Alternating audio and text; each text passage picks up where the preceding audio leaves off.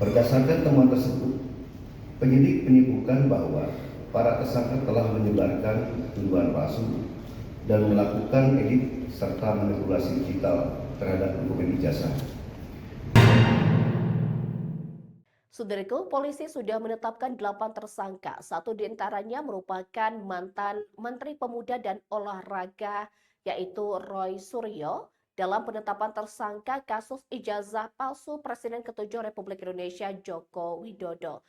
Dan menurut Kapolda Metro Jaya, di mana penetapan tersangka ini murni adalah penegakan hukum dan ia juga membantah adanya muatan politis dalam penetapan tersangka tersebut. Berikan informasi selengkapnya untuk Anda. Dengan metode analisis yang tidak ilmiah dan misalan publik. Selanjutnya, penyidik akan berkoordinasi dengan Kejaksaan Tinggi DKI Jakarta untuk proses hukum lebih lanjut.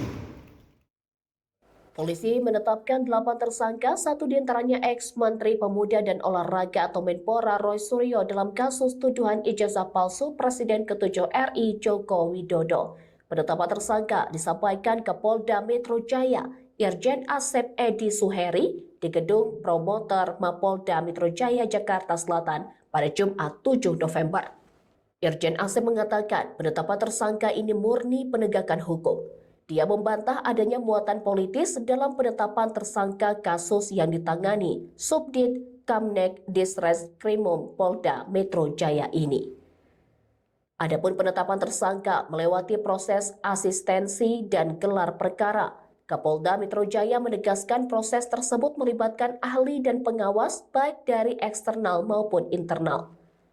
Untuk ahli yang dilibatkan adalah ahli pidana, ahli ITE, ahli sosiologi, hukum, ahli komunikasi sosial, dan ahli bahasa. Selanjutnya dari internal melibatkan Itwasda, Wasidik, Propam, dan juga Bitkum. Penyidikan kemudian melakukan gelar perkara secara komprehensif, ilmiah, dan pemeriksaan berbagai ahli dari bidangnya masing-masing. Walhasil ditetapkan 8 orang tersangka.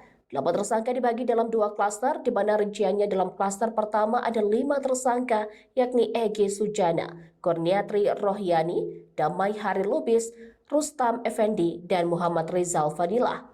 Dalam klaster kedua ditetapkan 3 tersangka, termasuk ex-Menteri Pemuda dan Olahraga Roy Suryo, Resmond Hasiholan, Sianipar, dan Tifauzia Tiasuma.